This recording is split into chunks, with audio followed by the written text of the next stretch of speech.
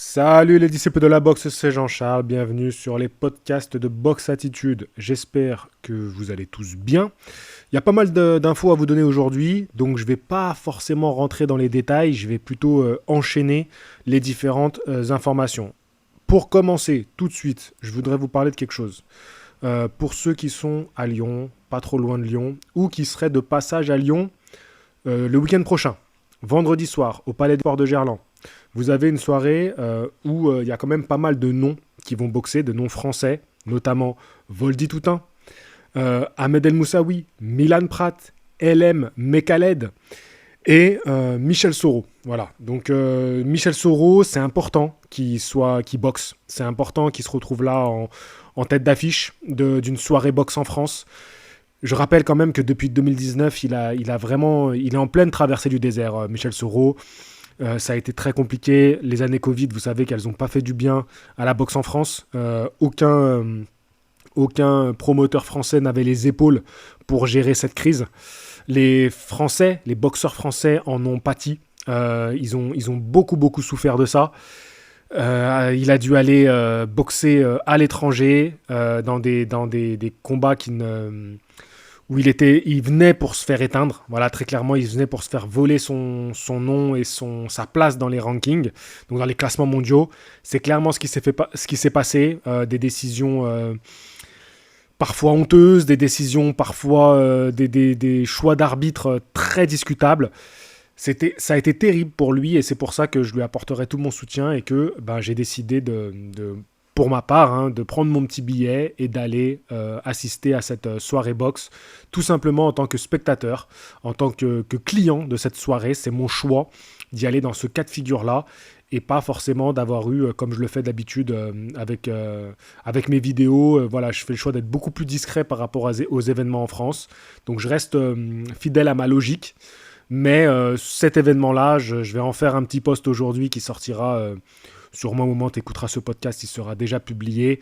Voilà un petit post pour mettre la billetterie qui est en ligne, la repartager. Voilà, je trouve que c'est important, donc n'hésitez pas à en parler autour de vous et à soutenir nos boxeurs français, c'est très important. Ceci étant dit, j'enchaîne directement, j'en profite, je m'adresse directement à toi qui m'écoutes. Merci de liker et de commenter les vidéos. Et puis si tu es un nouveau, merci d'avoir rejoint la chaîne et on se rapproche doucement des 8000 abonnés. C'est super. Moi, j'avais un objectif de 10 000 abonnés sur cette chaîne. Je vois que je m'en rapproche. C'est plus très loin. Donc, ça me fait extrêmement plaisir. Et je savoure ces moments où on se rapproche de ce petit objectif. La dernière vidéo, le dernier live vous a bien plu. Il a presque 4000 vues, le dernier live. Donc, c'est vraiment bien. C'est un très bon score pour moi. Ça a animé du débat. C'est cool. C'était le but. Voilà, qu'il y ait du débat. Vraiment pour choisir qui est le numéro 1 entre Usyk, Inoue et Crawford. Chacun a des arguments qui se défendent largement. Ce que je sous-entendais un petit peu dans la vidéo, je ne sais pas si beaucoup l'ont compris, c'est que pour moi Crawford, dès qu'il remettra un pied sur un ring, il va reprendre la place qui lui est due de roi de la boxe.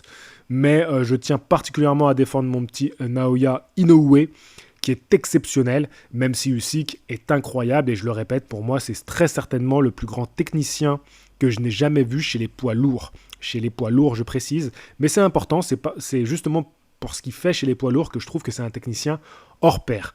J'ai rarement vu un poids lourd avec si peu de déchets dans sa boxe et capable de boxer comme ça. Bref, je ne vais pas forcément m'éparpiller plus longtemps sur ce sujet-là, parce qu'il y a une vidéo qui est en ligne, et puis de toute façon, le débat est ouvert et c'est bien en fait qu'il y ait du débat. Moi, ça me fait plaisir, tu vois, qu'il y ait du débat, qu'on défende chacun son boxeur. Je trouve ça exceptionnel, je trouve ça génial et ça veut dire que la boxe va bien. S'il y a du débat, c'est que la boxe va bien et ça, c'est génial. Donc, encore une fois, c'était surtout un petit mot pour vous remercier de participer à l'essor de cette chaîne secondaire, les podcasts de Boxe Attitude. Je vous rappelle que le gros de mon activité, c'est Boxe Attitude, la chaîne principale. On va enchaîner. Dans l'ombre du combat Usyk Fury, il y avait une soirée Top Rank aux États-Unis, en Californie. Et en tête d'affiche, il y avait un combat pour la ceinture WBO des légers. Parlons-en un petit peu de ce combat-là et surtout de cette catégorie. Donc Navarrete, qui montait pour tenter de devenir champion dans une nouvelle catégorie de poids, a échoué face à Denis Berinchik.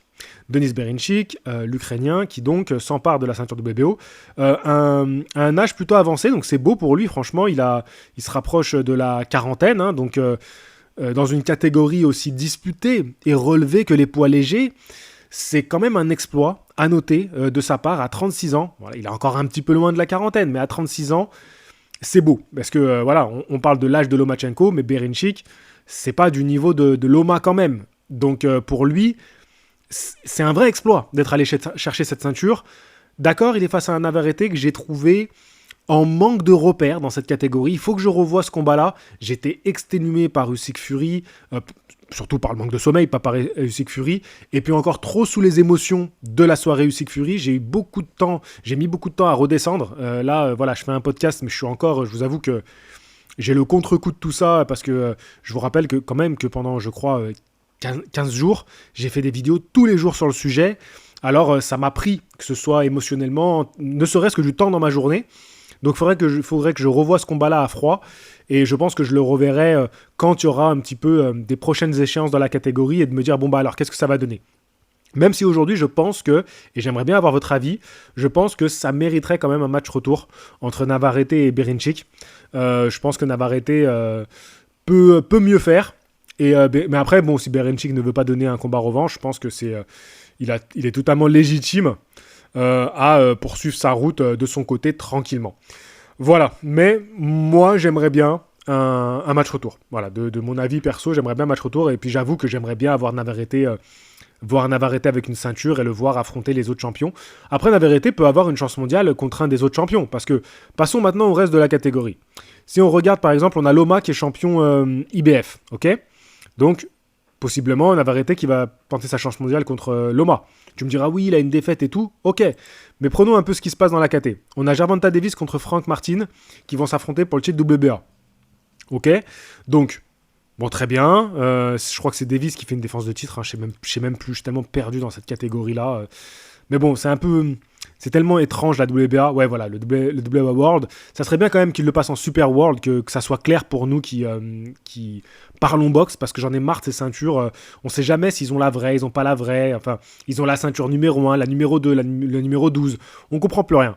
Bon, c'est quand même important ce combat, et surtout que c'est un challenger légitime, parce que Frank Martin, je rappelle quand même qu'il est classé dans le top 10. Et Gervonta, lui, il est inactif, parce qu'il n'a pas combattu depuis Ryan Garcia, et il a eu pas mal de déboires avec la justice. Donc, franchement, c'est un combat important, parce que Gervonta Davis qui revient, et Gervonta, à chaque fois qu'il boxe, c'est un événement. Ça fait quand même un moment qu'il n'a pas boxé, et il prend un client.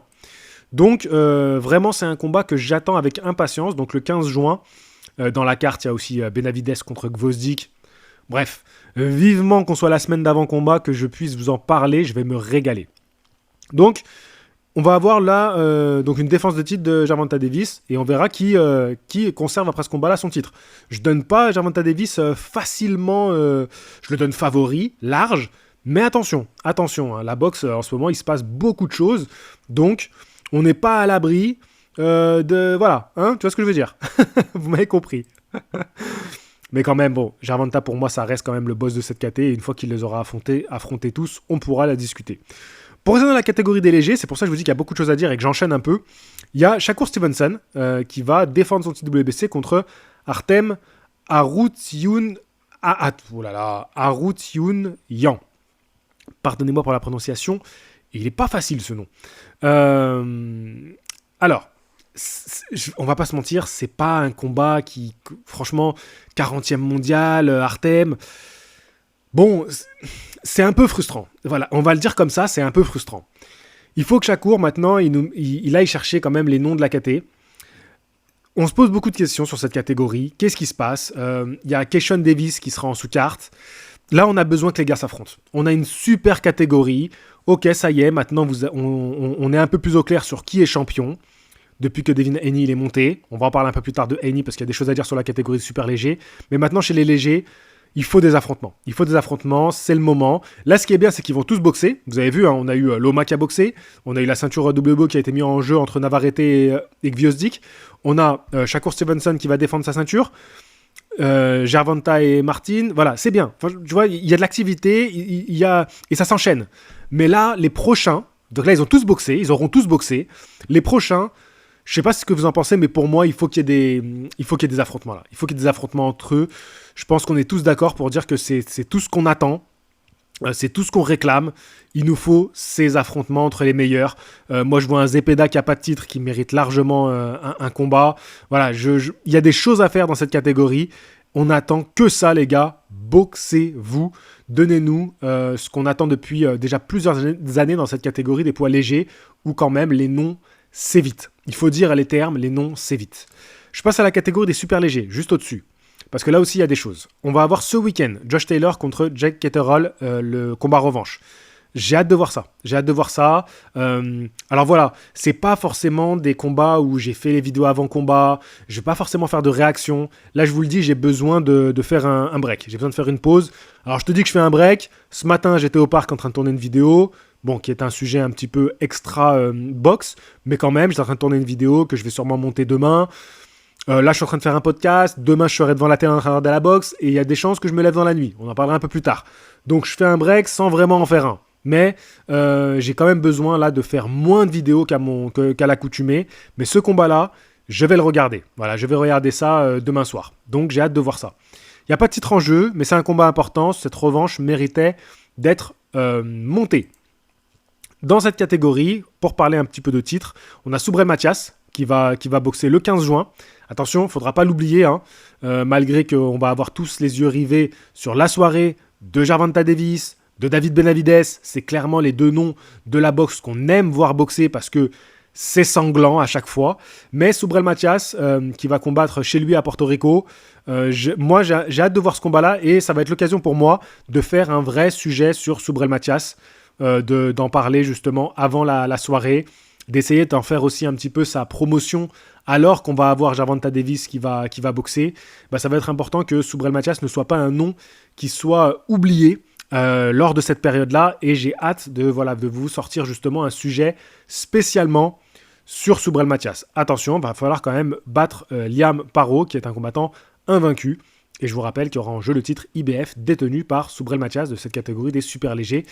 Alors, dans cette catégorie, c'est pareil, hein, maintenant on a envie que les meilleurs s'affrontent. On aura aussi Teofimo Lopez qui va faire une défense de son titre WBO contre Steve Claggett. Alors, Steve Claggett, il a un gros palmarès. C'est quand même un combattant qui a 38 victoires, 7 défaites, 2 nuls. Donc c'est un très très gros palmarès. C'est un Canadien, il a 34 ans. Même s'il est sur une série de victoires, qu'il est légitime au titre. Si tu regardes l'enchaînement de victoires qu'il a faites. C'est pas honteux du tout aujourd'hui d'avoir ce combat pour le titre. Il est 6ème, BoxRec. C'est loin d'être... comme je dis, je vous rappelle que Gervonta Davis, il défend sa ceinture contre le 9e BoxRec. Donc quand tu regardes les chiffres, quand tu regardes sur le papier, oui, il a beaucoup de défaites, mais là, sa dernière défaite, elle remonte à 2021. Depuis, il enchaîne les victoires.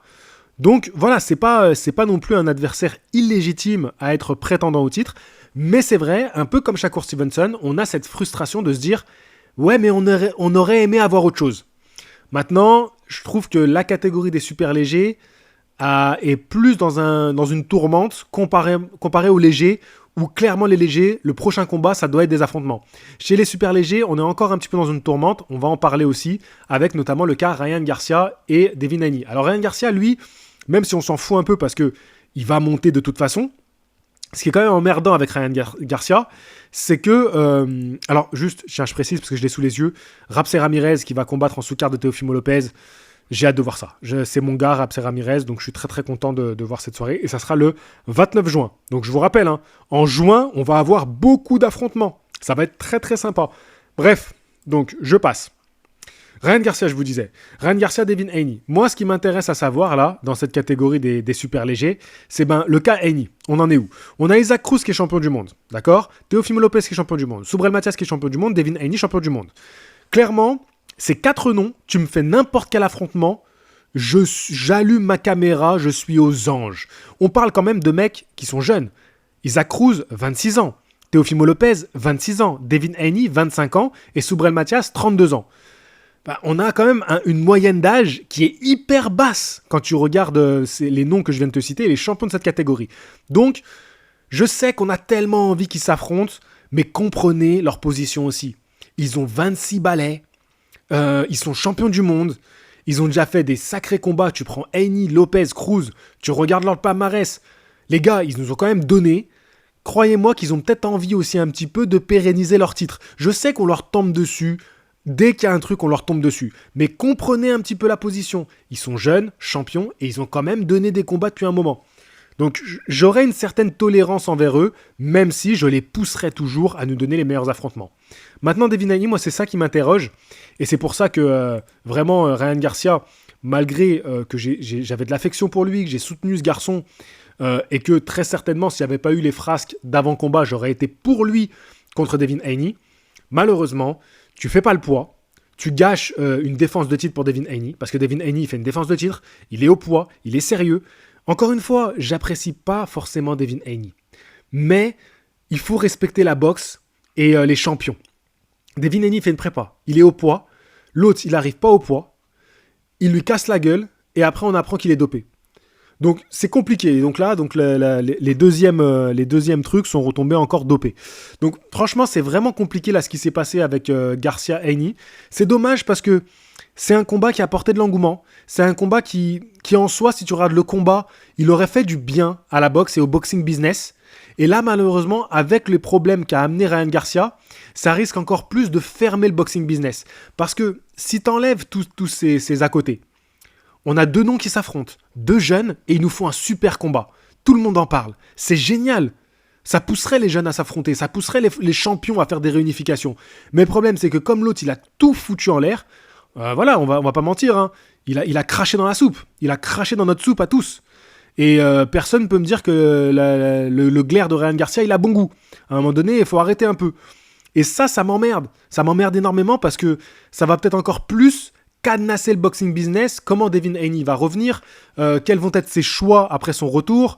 Voilà, ça va être compliqué et j'attends de voir surtout le retour de Haney plus que le retour de Garcia. J'ai vraiment hâte de voir dans quel état il va revenir, quels vont être ses choix de carrière. Ça va être intéressant et même pour lui, parce que lui, il va être dans une tourmente. J'espère que ça va lui permettre de faire les bons choix et qu'il ne va pas se reposer derrière le truc de « oui, il était pas au poids, il était dopé ». Non, je pense que lui aussi, du côté de Devin Haney, il a quand même besoin de se remettre un petit peu en question dans cette défaite. Voilà, ceci étant dit, alors, je vous ai parlé des super légers. Franchement, la catégorie, la léger, super léger, c'est quand même la régalade. Hein. Je vous ai parlé du cas Ryan Garcia. Passons maintenant à Christian Billy qui va affronter Mark Effron au Canada. Et en sous-carte, il y a Erslanbek Makhmoudov qui fait son retour contre un adversaire expérimenté. Donc ça va être intéressant. Même si Makhmoudov, j'ai jamais trop suivi sa carrière, j'ai jamais été trop fan. Je sais que pendant une période, il y a pas mal de gens qui le suivaient, qui l'aimaient bien. Moi, j'ai jamais été trop fan, mais je regarderai le combat quand même. Christian Billy contre Mark Effron. Alors c'est important ce combat-là, et je sais que beaucoup de gens ont cassé encore Christian Billy parce que quand cette affiche a été montée, c'est terrible hein, la dureté du public français envers les boxeurs et envers Christian Billy, parce que quand tu vois... tout à l'heure j'y pensais, voilà c'est vraiment off, hein, tout à l'heure j'y pensais, quand tu vois la différence de soutien que tu as envers Cédric Doumbé. Cédric Doumbé, tu vas avoir une mauvaise foi autour de lui, mais alors complètement assumée, mais vraiment une mauvaise foi, mais d'un niveau intergalactique. Et cette mauvaise foi défend le fait que, mais non mais Doumbé il est bien classé, non mais Doumbé il affronte des mecs bien classés, quand même, regarde il éteint les gens, et quand il perd, il a pas perdu. Voilà, quand il perd, il y a toujours des circonstances atténuantes. Alors bien sûr, c'est un cas de figure extraordinaire, mais alors lui, il n'y a pas de problème, il peut call out n'importe qui, donc voilà, appeler à combattre n'importe quel champion, faire n'importe quel choix, il y aura toujours des supporters complètement de mauvaise foi qui vont le soutenir dans tous ses choix. Et je vois un Christian Billy qui a charbonné comme il a pu, dans un pays où la boxe, franchement, c'était très difficile l'après Rio 2016, hein, même s'il y a eu un engouement, c'était quand même compliqué, il y a eu un engouement, il a fait les choix qu'il a dû faire qui ont dû être difficiles, de s'expatrier au Canada, c'était des choix compliqués, il a passé les étapes, il prend des top 10, il les bat, il fait des combats difficiles, il gagne, aujourd'hui il y a Top Rank qui le signe, il est dans les top 3 de toutes les fédérations, c'est extraordinaire. de tous les classements ring, mais également BoxRec et même ESPN. Je suis sûr, voilà, si je vais voir chez ESPN, je suis persuadé que là aussi, Christian Mbili, il est dans le top 5 au moins des super moyens. Là où il y a des noms, hein, voilà, on parle de Morel, de Berlanga, de David Benavides. Bon, maintenant, même s'il va partir maintenant, mais il y a plein de noms. Et Christian Mbili, il s'est fait son chemin en battant des gars et en grimpant dans les classements, mais le public français est toujours difficile avec lui. Et là, il va affronter donc Marc Effron, alors que c'est un peu son dernier combat avec son promoteur avant de passer chez Top Rank. Et Top Rank a déjà annoncé qu'il va affronter... j'allais dire Sergei Kovalev. Non, c'est pas Sergei Kovalev, déjà Sergei Kovalev. c'est un Russe.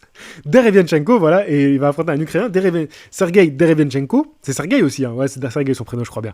Donc là, c'est ce qu'ils ont annoncé, c'est une dinguerie. Vraiment, je le répète, c'est une dinguerie ce qui est en train de se passer du côté de Christian Mbili.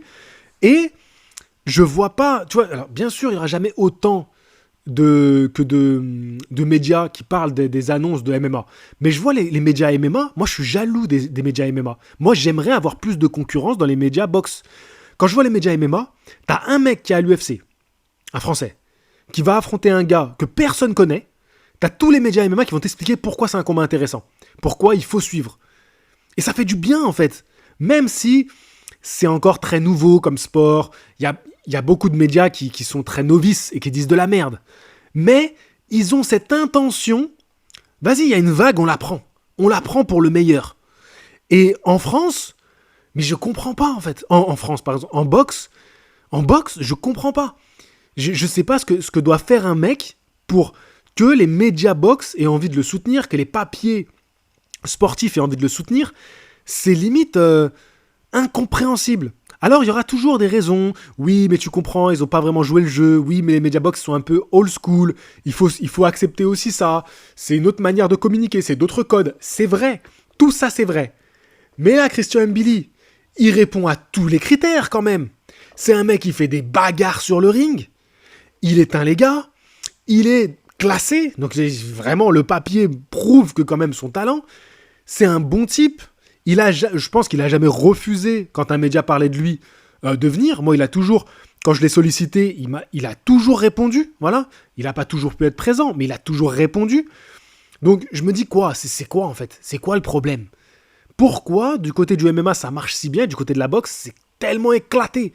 C'est tellement éclaté. Et moi, j'ai une frustration, tu vois. Je pense que ça sent dans ma voix et dans les propos même que je vais dire, je sors un petit peu de mon cadre habituel, de mes habitudes, parce que je suis touché. Et j'en ai ras-le-bol, en fait. Et de devoir me défendre devant des commentaires à la con qui dénigrent tout le temps Christian Mbili, bah, au bout d'un moment, c'est fatigant, tu vois. Moi, c'est fatigant. Et j'en ai ras-le-bol. Donc, c'est un peu ce que je ressens aujourd'hui.